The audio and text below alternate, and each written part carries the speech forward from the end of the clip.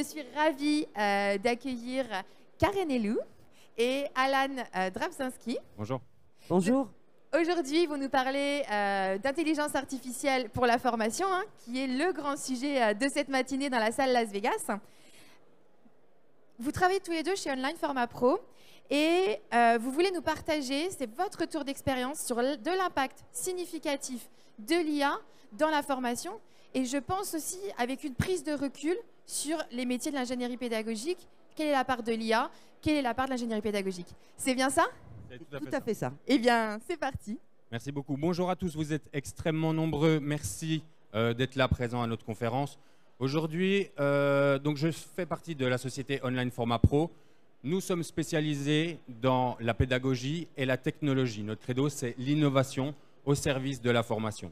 Nous avons eu la chance, il y a 2 semaines maintenant, d'être allés à Las Vegas, au CES, où on a vu des innovations incroyables que vous avez certainement entendu parler sur les réseaux sociaux ou dans le journal ou peu importe.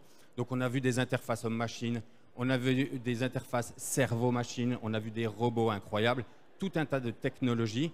Et au final, l'intelligence artificielle était présente dans chacune de ces innovations, peu importe le hall où on était. Il n'y avait pas un hall IA, c'est l'IA qui a abondé l'ensemble des technologies qui étaient présentes à Las Vegas ces 3-4 jours. L'idée étant, très sérieusement, l'IA a inondé tous les secteurs d'activité. Et si on est réunis aujourd'hui, c'est parce qu'elle a également inondé la formation, la pédagogie. Online Format Pro a pris à bras-le-corps l'IA pour faire des expériences il y a quelques mois.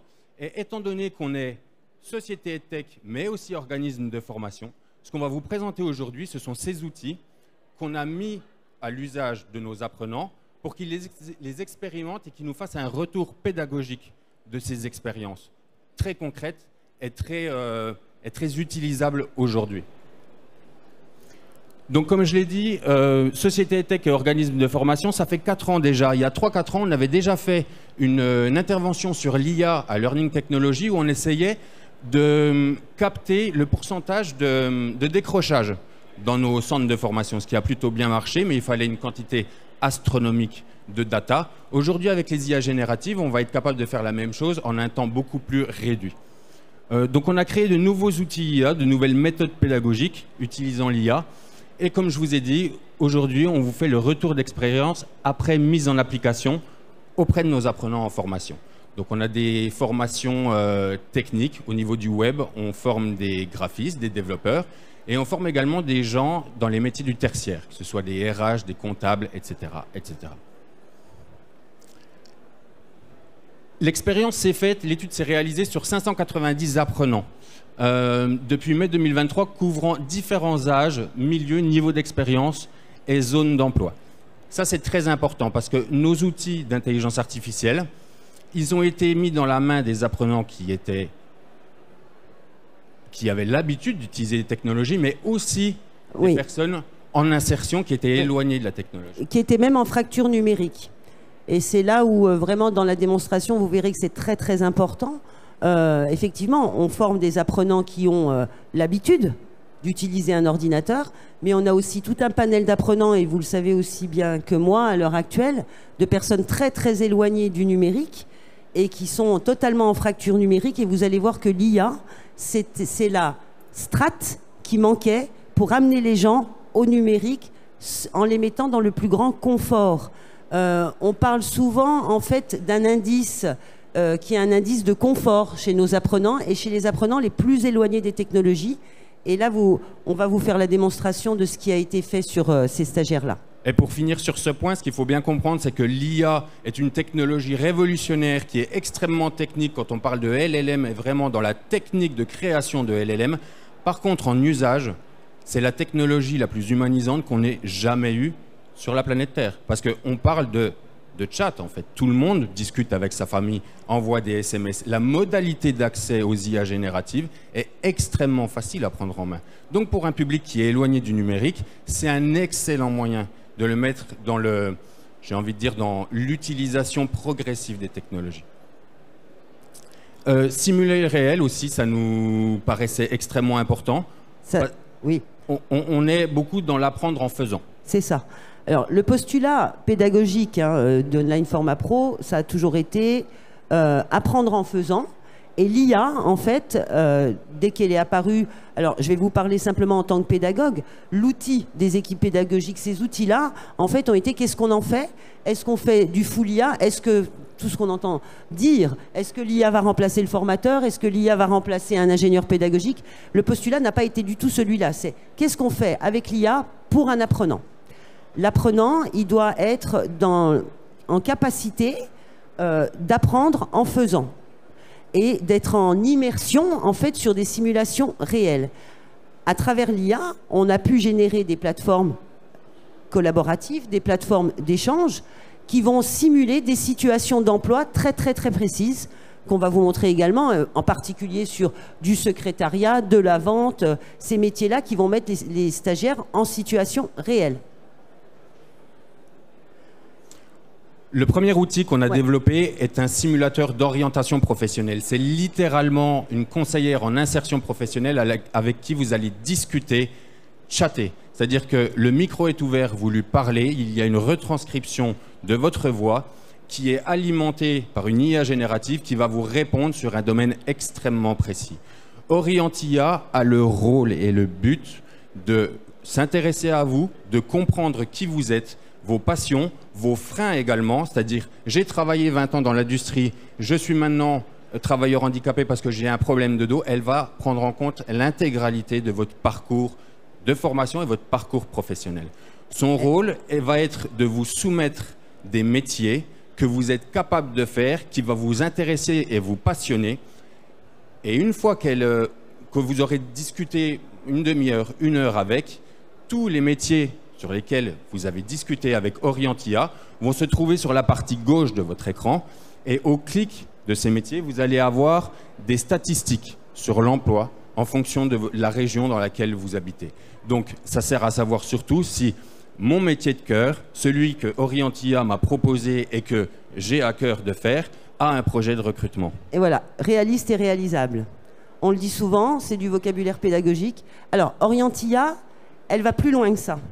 Effectivement, c'est une conseillère en insertion professionnelle. C'est la strate qui manque aux conseillers en insertion professionnelle. Le rapport humain génère toujours un jugement. Quand on discute, on s'évalue. L'IA n'a pas de jugement.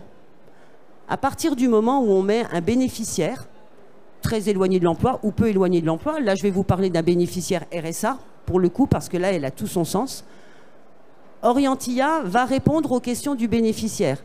Le bénéficiaire ne sera pas face à une personne, mais face à un ordinateur. À ce moment-là, il va pouvoir se livrer. Il est beaucoup plus difficile, il est beaucoup plus long pour une femme qui n'a pas travaillé pendant 15 ans, qui a élevé ses 3 enfants, de dire « je n'ai jamais travaillé, j'ai peur, est-ce que je vais pouvoir me déplacer, est-ce que je vais être capable de, mais j'aimerais faire ». Orientia, elle est capable de répondre à ces questions de manière positive et de donner des possibles à cette personne. Ces possibles-là, un conseiller en insertion professionnelle peut le faire à partir du moment où le bénéficiaire émet en fait une envie, une idée ou une contrainte ou un frein.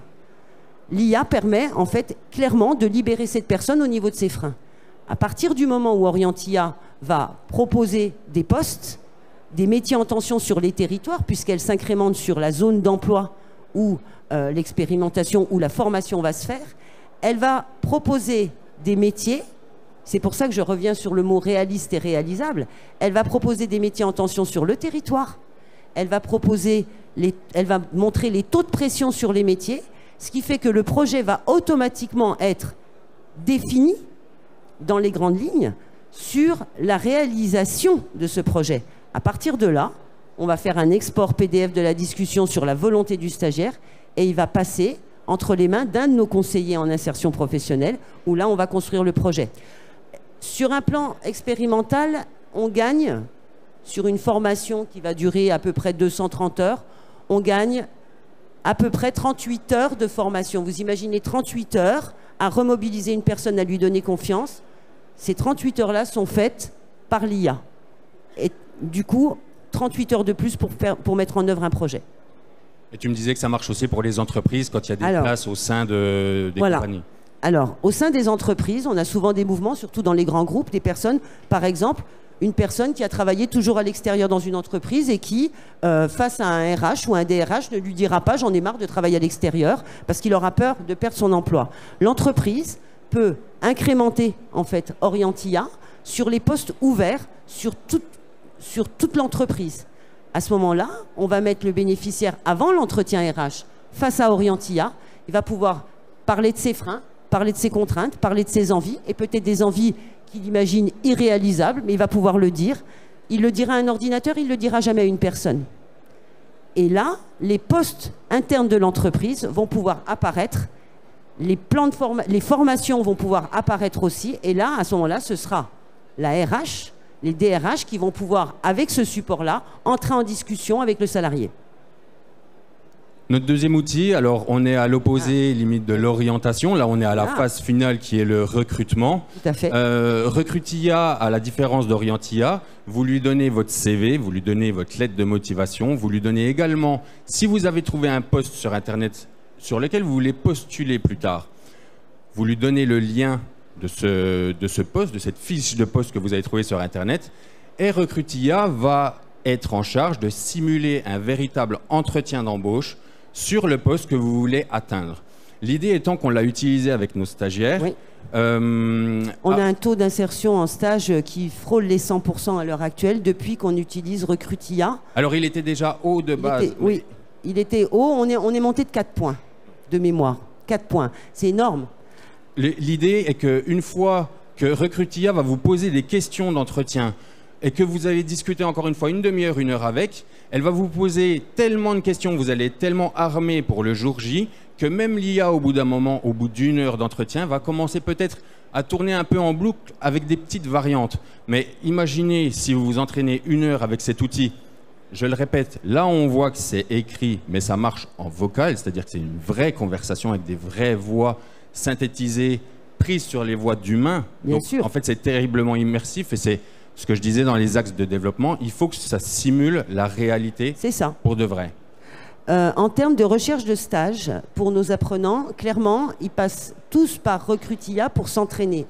Alors, il y a 2 impacts, hein, clairement. Le premier impact, c'est qu'en termes de recherche d'entreprise, recherche de culture d'entreprise, ils peuvent l'essayer autant que de besoin et se présenter à plusieurs postes d'entreprise. L'entraînement qui va être fait fera que, 1, le stagiaire sera beaucoup plus performant lorsqu'il va aller demander un stage ou un emploi, et on va avoir en fait un taux d'insertion en stage qui a de fait augmenté. Là, clairement, on a fait un constat. Ça a été un constat, vous savez très bien qu'en formation ou dans une démarche de projet, il faut valider cette formation. Pour la valider, il faut aller sur le terrain, il faut aller dans l'entreprise. C'est la clé. Et effectivement, l'insertion a été terriblement augmentée via Recrutia parce qu'on a des stagiaires entraînés. Ils ont droit à l'erreur. Avec Recrutia, ils peuvent se tromper. Ils peuvent se tromper et recommencer autant que de besoin. Le droit à l'erreur n'est pas jugé. Ça n'a rien à voir avec un entraînement avec un formateur. Et le troisième outil, on dit beaucoup qu'on est assez nul en anglais, nous les Français. Surtout à Las Vegas, il y a 2 semaines. Effectivement, on a des petites lacunes. Et c'est peut-être, et certainement, vis-à-vis des méthodes pédagogiques. Alors moi, personnellement, j'ai appris par cœur l'anglais quand j'étais à la faculté. Les verbes irréguliers, les listes. Voilà. Donc il y a des choses qu'il faut apprendre par cœur, mais on converse très peu. En fait, on converse très peu. Donc on a profité de cette technologie pour laisser les apprenants converser en anglais avec, encore une fois, une machine, une IA qui ne les juge pas. Parce qu'il n'y a rien de plus terrible que de parler avec quelqu'un en anglais qui vous dit « mais vous avez fait une erreur là ». Bon, bah, je vais arrêter de parler et puis on va dire que l'anglais, c'est pas pour moi. L'idée, c'est que quand vous parlez avec quelqu'un qui est natif anglais, jamais il vous dira dans un bar bah, « vous avez fait une erreur sur ce verbe-là, ce verbe-là ». L'idée est qu'en parlant, la conversation se fait, on poursuit la conversation et à droite, vous avez des petites remarques sur des points à améliorer. Mais jamais ça ne percute la conversation parce que jamais quelqu'un vous dit « tu t'es trompé, tu t'es trompé ». Et il n'y a rien de plus... c'est ce qui est le plus bloquant. C'est ça. L'apprentissage, il va être bloqué automatiquement par la correction. On empêche l'erreur. Voilà. L'erreur est grave. Non. Avec Buddy, l'erreur, elle n'est pas grave. De toute façon, elle va être relevée sous forme de conseil, avec un historique de conseil, et on va pouvoir rentrer en dialogue et surtout parler. Buddy permet effectivement d'écrire, mais permet de parler. Vous imaginez, on le sait tous, hein, parler anglais, c'est terrible pour nous.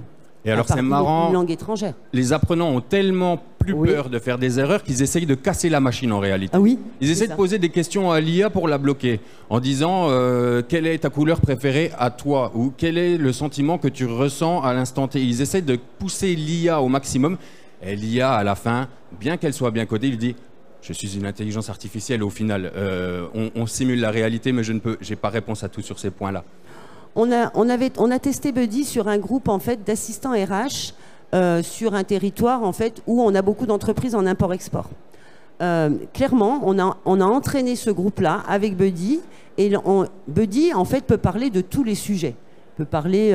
Oui, en fait, si on est débutant en anglais et qu'on veut parler de football, c'est totalement possible pendant des heures. Mais si on est un expert en anglais et qu'on veut parler géopolitique, ça s'adapte aussi bien.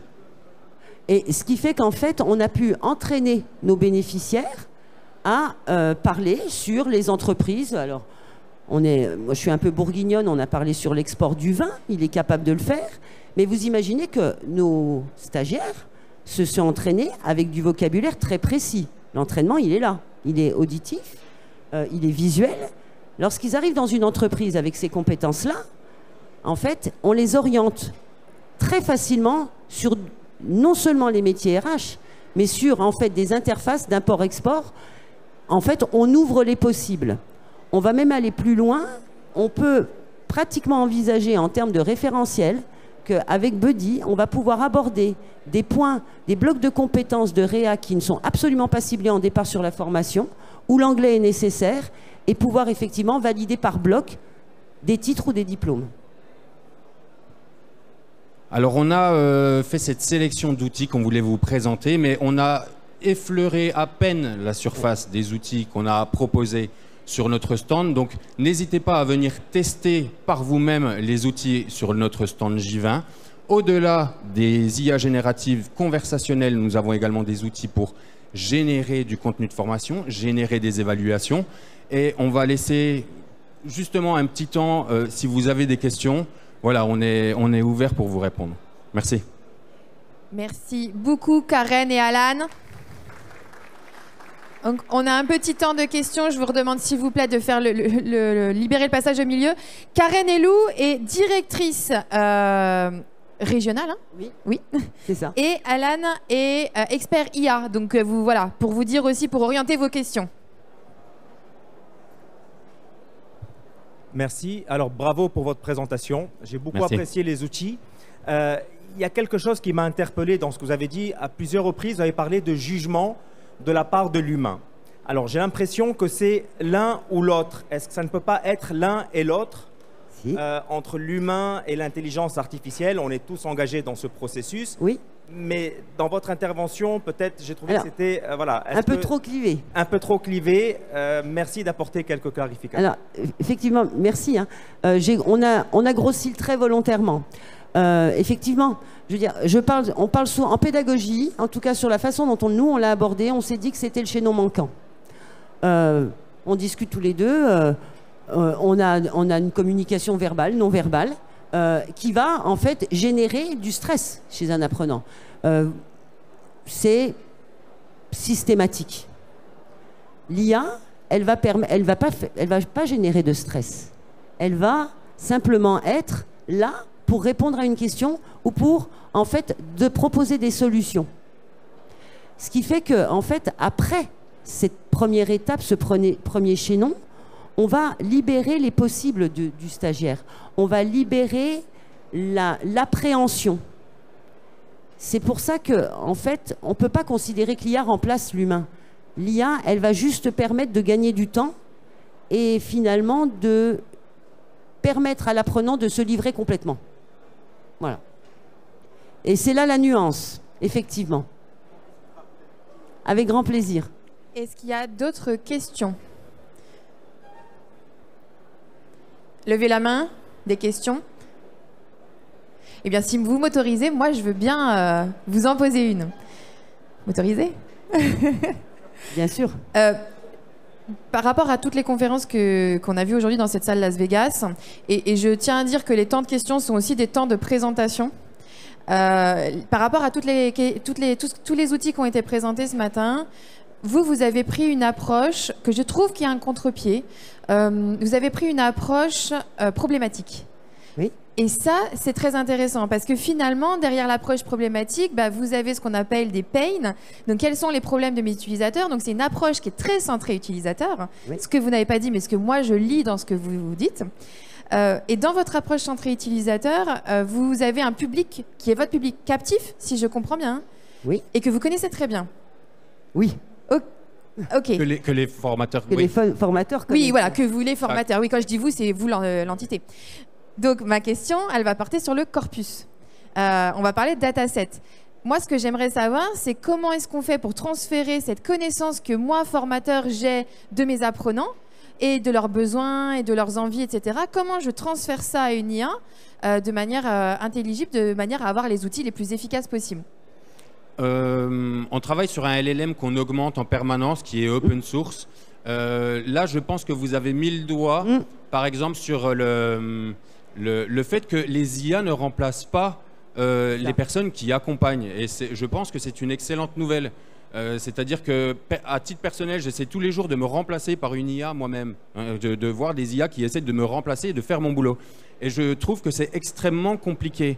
Alors, en fait, c'est là où on voit que l'IA reste notre petit R2D2 de poche qu'on peut utiliser pour être plus productif ou pour apprendre des choses de manière différente. C'est ça. Mais par contre, sur ce point-là, vous avez très clairement dit les besoins de l'apprenant vraiment. Comment le formateur peut transposer les besoins de l'apprenant et leurs envies à la machine. Je pense qu'il n'est pas nécessaire d'aller sur ce côté-là. Parce que ce qu'ils ont besoin, le formateur l'a au cœur, à la rigueur. Et il est là pour ça. À la rigueur, ces IA-là lui laissent du temps pour travailler sur ce sujet-là, à titre de conversation humaine, en fait. Donc, est-ce que tu es en train de dire, Alan, que le formateur s'appuie sur les résultats de l'IA pour améliorer sa pédagogie? Bien sûr. Oui, et dans tous les outils, justement, vous avez un export de l'activité, parce qu'il est hors de question d'en rester là. C'est-à-dire que l'export d'activité, le formateur, lui, le scanne, l'analyse et prend des mesures, correctives ou non, dans les formations à venir pour l'apprenant. Et donc, si je suis un apprenant chez Online Format Pro et que j'ai utilisé toutes vos IA, est-ce que je peux avoir ma map de compétences? Vous pouvez avoir votre map de compétences, mais pour le moment, elle n'est pas générée en IA. Elle n'est pas voilà. Alors, juste, je vais rajouter quelque chose qui est très important, parce que, en fait, l'idée du postulat, comme on vous l'a souligné, c'est effectivement faire de l'IA un outil au service des apprenants et au service des formateurs. Les formateurs, effectivement, peuvent générer des cours, des quiz, grâce à l'IA, et autant que de besoin. Vous imaginez le gain de temps qu'ils vont pouvoir mettre en œuvre, c'est-à-dire que sur une séquence de formation, on peut générer un quiz ludique pour pouvoir faire agréer, vérifier, valider ce qui a été transmis. On va pouvoir aussi le valider en collectif. Ça, c'est important. On voit très bien que l'IA, à travers les compétences de demain, les compétences qui vont être mobilisées pour demain, ça va être le leadership, ça va être le travail en collectif. L'individualisation, elle existe, mais on peut s'appuyer également sur l'IA, et les formateurs peuvent s'appuyer sur l'IA pour générer du collectif. Et ça, facilement, à travers des outils qu'on vous invite à venir voir sur notre stand, hein, pour le coup.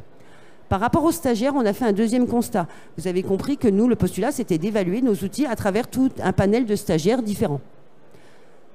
Par rapport à des stagiaires qui étaient très éloignés du numérique, comme Alan vous le soulignait, vous savez, quand on a un stagiaire qui n'a jamais été devant un ordinateur, quand on le met devant un ordinateur, il dit « je ne veux pas le toucher, je ne toucherai pas cette souris, j'y arriverai pas ». À partir du moment où, en fait, on lui dit absolument pas qu'il va apprendre à se servir d'un ordinateur, on le met face à une IA. Recrute IA, oriente IA, où là, il va rentrer en dialogue. Eh bien, en fait, non seulement il va rentrer en dialogue, mais il va se servir d'un ordinateur. Et on va lever le frein naturellement de l'outil. Après, on va pouvoir commencer les apprentissages bureautiques, numériques. Base informatique. Voilà. Et là, on gagne du temps également. On gagne du temps et ça génère beaucoup moins de stress chez nos stagiaires. C'est important. C'est très intéressant ce que vous dites. C'est en fait, l'IA enlève des freins et des blocages et est facilitateur. C'est exactement ça. Super. Est-ce qu'il y a une dernière question ?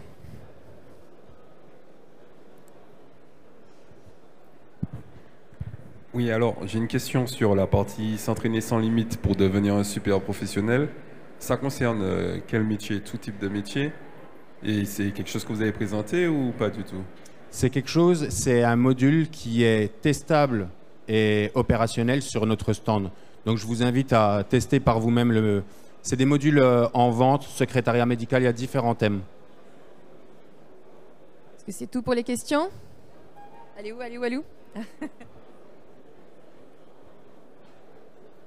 Peut-être que j'ai pas... Mais j'ai pas compris si c'était que pour les entreprises ou aussi pour les particuliers, parce que c'est des choses, même en étant en dehors d'une entreprise, qui pourraient intéresser une personne lambda. Alors, effectivement, oui. Dans un modèle B2C, oui. Dans un modèle B2C, les gens peuvent être intéressés par ces modules individuellement.